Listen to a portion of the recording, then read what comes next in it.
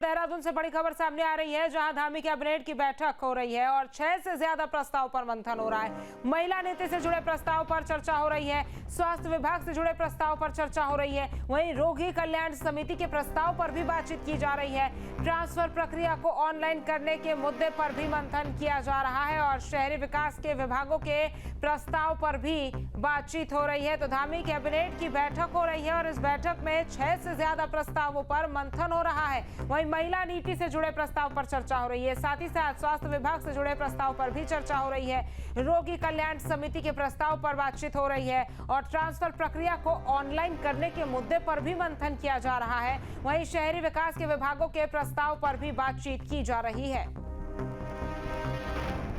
तो देहरादून से ये बड़ी खबर आपको बता रहे हैं, जहां धामी कैबिनेट की बैठक हो रही है और 6 से ज्यादा प्रस्तावों पर मंथन हो रहा है। वहीं महिला नीति से जुड़े प्रस्ताव पर चर्चा हो रही है, साथ ही स्वास्थ्य विभाग से जुड़े प्रस्ताव पर चर्चा की जा रही है। बता दें तो रोगी कल्याण समिति के प्रस्ताव पर भी बातचीत हो रही है। वहीं ट्रांसफर प्रक्रिया को ऑनलाइन करने के मुद्दे पर भी मंथन किया जा रहा है और शहरी विकास के विभागों के प्रस्ताव पर भी बातचीत की जा रही है। और इसी खबर पर ज्यादा जानकारी के साथ हमारे संवाददाता अजित राठी हमारे साथ जुड़ गए हैं। अजित, अहम बैठक आज हो रही है, कौन से वो प्रस्ताव है जिनको लेकर मंथन किया जा रहा है, बातचीत की जा रही है कैबिनेट की इस बैठक में?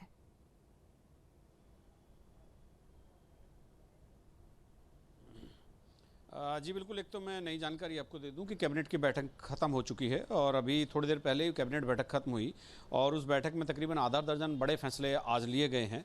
तो एक तो ये फैसला है कि चूंकि राज्य का रजत जयंती वर्ष चल रहा है इस समय, और तो रजत यानी 25 साल पूरे हो रहे हैं राज्य की स्थापना को, तो इस रजत जयंती वर्ष में 2 दिन का विधानसभा का स्पेशल सेशन बुलाने की बात सरकार ने कही थी। तो कैबिनेट ने वो विधानसभा सत्र कहाँ होगा, कब होगा, वो उसके लिए मुख्यमंत्री को अधिकृत कर दिया है। तो एक ये बड़ा फैसला कैबिनेट ने पारित किया है, कैबिनेट ने उसको मंजूरी दी है।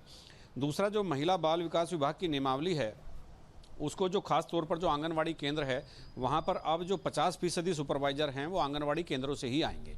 तो ये भारत सरकार की गाइडलाइन के बाद इसमें नियमावली में संशोधन किया गया है। और रायपुर में देहरादून में एक ब्लॉक है, एक जगह है, क्षेत्र है पूरा रायपुर, विधानसभा भी है। तो वहाँ पर विधान भवन बनाने की तैयारी थी। तो विधान भवन बनाने की तैयारी के साथ साथ ही जैसे अधिसूचना जारी हुई तो उसको वहाँ पर जितनी भी निर्माण थे उन पर रोक लगा दी गई थी, लेकिन वन विभाग के कुछ पेंच फंसने के कारण वो विलंब हो रहा है। तो इसीलिए जो मल्टी स्टोरी बिल्डिंग पर वहाँ पर प्रतिबंध रहेगा, लेकिन लोगों को दुकान और छोटे मकान जो आवासीय हैं उनको बनाने के लिए आज मंजूरी दे दी गई है। और हेल्थ विभाग में एक बड़ा संशोधन हुआ है। हेल्थ विभाग में जो स्वास्थ्य कार्यकर्ता और पर्यवेक्षक होते हैं उनका जिला कैडर होता है, यानी वो जिले से ही रिटायर होते हैं, जिले में भर्ती होते हैं। लेकिन सरकार ने ये कर दिया है कि हम चाहेंगे कि आप एक बार बताएं कि कुल कितने प्रस्ताव है जिन पर मुहर इस बैठक में लग गई है? चमोली से कोई बागेश्वर,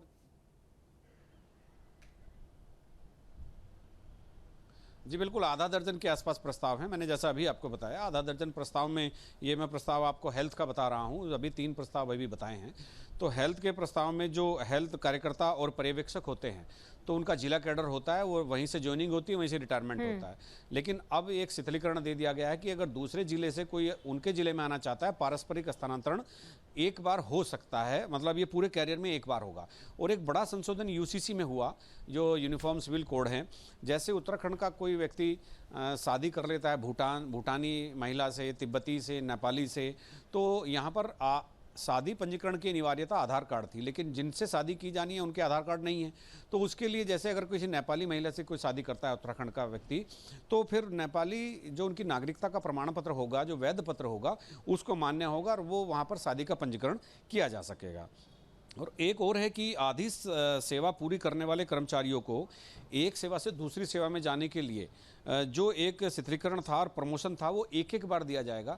यानी अब आप अपने किसी विभाग से दूसरे विभाग में सेवा देना चाहते हैं तो कम से कम 5 वर्ष की सेवा आपकी पूरी होनी चाहिए। तो उसमें एक शिथिलीकरण दे दिया गया है। और जितने भी निगम हैं, जैसे कारपोरेशन है, जल विद्युत निगम है, उत्तराखंड पावर कॉरपोरेशन है, पेयजल निगम है, तो सरकार ने ये भी कर दिया है कि जितने भी सार्वजनिक उपक्रम के निगम हैं, इनमें जितना भी इनका टैक्स काटकर विशुद्ध रूप से मुनाफा होगा उसका 15% वो राजकोष में जमा करेंगे।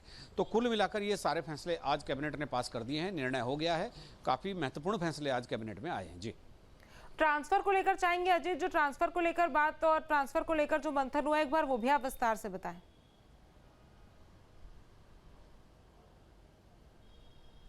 नहीं, ट्रांसफर को लेकर कोई मंथन नहीं हुआ। जो जिला कैडर मैंने बताया है आपको, वो जिला कैडर है। जैसे स्वास्थ्य ट्रांसफर प्रक्रिया को ऑनलाइन करने, स्वास्थ्य विभाग में कर्मचारी होते हैं, उनका एक जिले से दूसरे जिले में तबादला नहीं होता था। नहीं अजित, ट्रांसफर प्रक्रिया को ऑनलाइन करने पर केवल हेल्थ का इशू है जो मैं आपको बता रहा हूं, और वही है कि वही नहीं, ऐसा कोई मंथन नहीं हुआ। और वो केवल जिला पर्यवेक्षक होते हैं हेल्थ के, उन्हीं के लिए हुआ है। वो एक बार दूसरे जिले में स्थानांतरण ले सकते हैं। जी, साथ ही महिलाओं को लेकर जिस तरह से हमने देखा है कि जब भी कैबिनेट की बैठक होती है अजय, तो तमाम मुद्दों को और तमाम चीज़ों को ध्यान में रखते हुए फैसले लिए जाते हैं। एक बार हम चाहेंगे कि महिलाओं को लेकर जो मंथन हुआ है और महिलाओं को लेकर जो कैबिनेट में चर्चा हुई है, वो एक बार आप विस्तार से बताएं।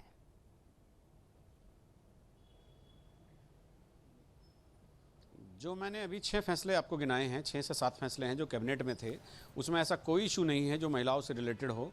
महिलाओं का आंगनवाड़ी केंद्रों का जरूर है, वहाँ पर अभी 40% प्रमोशन से सुपरवाइजर होती थी महिलाएं, अब वो 50% होंगी। केवल यही एक इशू था। बाकी सारे फैसले जो मैंने 6 फैसले अपने दर्शकों को बताए हैं, वही फैसले इसमें आज के कैबिनेट में मंजूर किए गए हैं। जी ठीक है जी, तमाम जानकारी हम तक पहुँचाने के लिए आपका बहुत बहुत धन्यवाद।